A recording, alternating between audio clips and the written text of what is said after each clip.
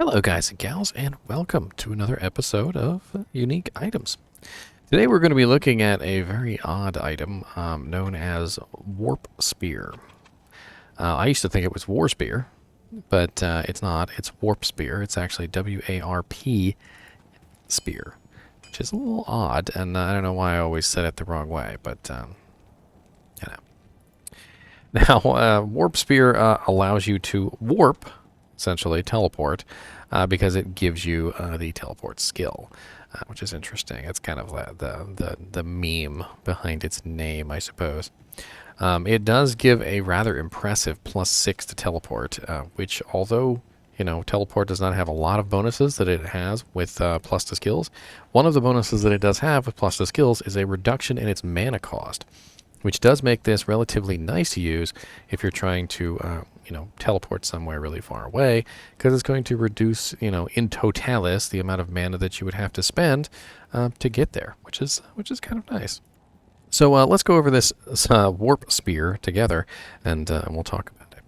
So it is a Gothic staff, and Gothic staff is, if I remember correctly, it's a elite. No, exceptional? It's exceptional, yes. Which means it can be upgraded one tier to a shillelagh if we want it. So we'll keep that in mind. Now, we do have a 14 to 34 damage, which is not very much for level 39. It's actually kind of low. We do have a fast attack speed, which I think that's only because it's a sorceress item. I'm not 100% sure on that. I think it does change depending on the character you're on. Because I'm pretty sure the staff class for the Gothic staff is normal, and not fast. So I'm not sure about why it's different. We have +3 to sorceress skill levels, which is definitely a lot of plus to skills. Not as good as, for instance, a +2 like on a spirit, or a +3/+2, which would be +5. From like an Oculus and a Spirit, but do keep in mind that Spirit is level 56, so you're really looking at something more like +2/+1, which is only 3. So it's the same amount of plus to skills as a +2/+1 setup. However, this also has other effects on it. So we've got ignores target's defense. So if you want to get in there and bonk some things, the staff will give you a nice good bonk. I'm not exactly sure why they decided to put ignores target's defense on this and then not put any form of enhanced damage. It's a little odd. It literally has no enhanced damage whatsoever. I don't know what that's about.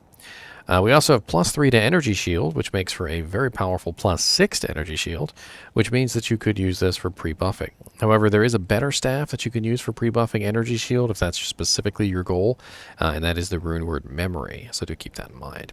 But if you did not have the rune word memory or the runes for it, or if you had not found the base yet, this is an easy staff that you can use, which will give you +6 to energy shield. You could keep it on your offhand. You could use it to very quickly cast energy shield and then swap back. It's definitely a nice little bonus. We also have +3 to telekinesis, which this staff, it really seems to be kind of pointed around a telekinesis and energy shield sorceress. The only problem is that telekinesis only gives benefit to energy shield with hard points. So if you want to beef up energy shield with the synergy from telekinesis, notice how it says energy shield receives bonus from telekinesis. It only works with hard points.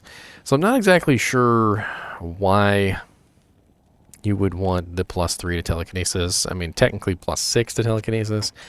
Telekinesis doesn't really level up that well. As you can see, it's 21 to 25 damage at current skill level 5, and then when I put the staff on, which does give me +6, it goes to 50 to 55, so not really a huge increase there. The mana cost doesn't even go down. It stays the same at 7. So I don't really know. It does also have 250 defense versus missile and 50% damage to undead. It seems to me that this staff was really kind of designed for the purpose of giving a sorceress an easy way around a dungeon. In my mind, the person who developed this probably was thinking about it like this. You put it on, and you swap to your teleport, and you'll notice that teleport has a mana cost of 14 with the staff, and without the staff, we're looking at 20. So the mana cost on teleport has gone down by 6 points per cast, which is pretty impressive considering that that 6 points can add up really, really fast. So if I were in a situation where, I needed that particular mana, it would be nice to have the staff on hand. The staff also gives you a fairly decent little energy shield. So not only does it give you teleport and allow you to teleport longer, it also gives you the ability to cast a defensive mechanic that you might not necessarily have. A lot of people don't actually go and get energy shield. So if you look at the tree, you have to go down through Charge Ball, Lightning, and Chain Lightning to get to Energy Shield. And this would essentially, if you were not building Energy Shield, it would give you a free Energy Shield to use to help protect you from death. So it seems to me like this staff was kind of designed around the idea of giving a sorceress a much easier time to travel around at level 39. Now granted, by the time you hit like level 85 or something like that, you probably don't need this staff. You've probably got more than enough mana, you've probably got more than enough plus to skills, you probably have a high enough teleport with your plus to skills that this isn't really a big deal. But at level 39, when you find this staff, it might actually be a somewhat big deal. And we're going to upgrade this staff. I also have the ethereal version, which is 21 to 58 damage.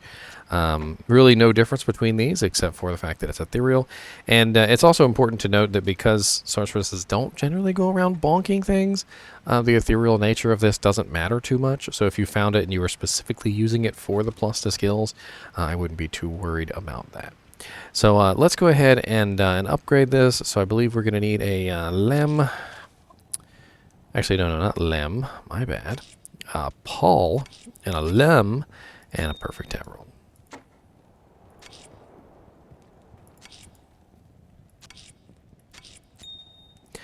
So we're going to go from 14 to 35 two-handed damage, strength requirement 25, with a level requirement of 39, to 65 to 108 two-handed damage, which is a lot higher.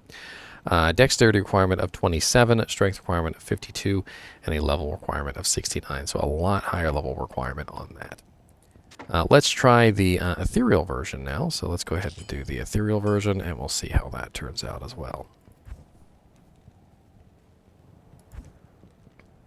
I've got a million Polalem runes, or Lum runes laying around. I know I've got another one. And another emerald. All right, so we go from 21 to 51, 15 strength, 39 level, and that brings us to 97 to 162 two-handed damage, 17 dexterity, 42 strength, and level 69. So probably not really the best item to upgrade unless you really want to bonk things. And unfortunately, the ethereal version would require a Zod rune, which is rather unfortunate. So if you were to specifically want to actually use the Warpspear Shillelagh to bonk things, you're going to have to throw the Zod rune in there, and that would make it bonking capable. However, most sorceresses don't go around bonking things, so if you were to have an ethereal version of the Warpspear and you just wanted to use it for offhand buffs and things like that, I wouldn't worry too much about it. But now that we have an ethereal upgraded Warpspear, we definitely need to go out and bonk something.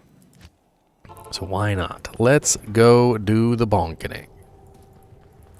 Oh, the bonkening is here, the bonkening is here, fear, fear, fear, the bonkening is here. Bonkening is here, the bonkening is here, bonking you with my warp spear. Bonk, bonk, bonk. Of course, this is normal difficulty, so bonk, bonk, bonk. Bonk, bonk, bonk. I'm so dumb. Anyway, as always, I do appreciate you guys and gals watching my videos, and if you want to learn where to find this item, your best bet is to look up the treasure class and to try and find the Warp Spear. The Warp Spear does fall under a relatively low treasure class of 42 with a Q level of 47. So we're probably going to have to assume this is in the treasure class 48 zone, which pretty much puts it squarely in the nightmare difficulty category. Generally, you're talking about like Act 3 and up Nightmare difficulty. So if you go to the area level list in Diablo 2 and you search for areas that are a certain level, you will find that like the cow level is 64, which would be high enough. Most of Act 2 is close, but not all of it. But by the time you get to Act 3, pretty much all of Act 3 Nightmare would probably drop the item. Anyway, thanks for watching, and keep watching.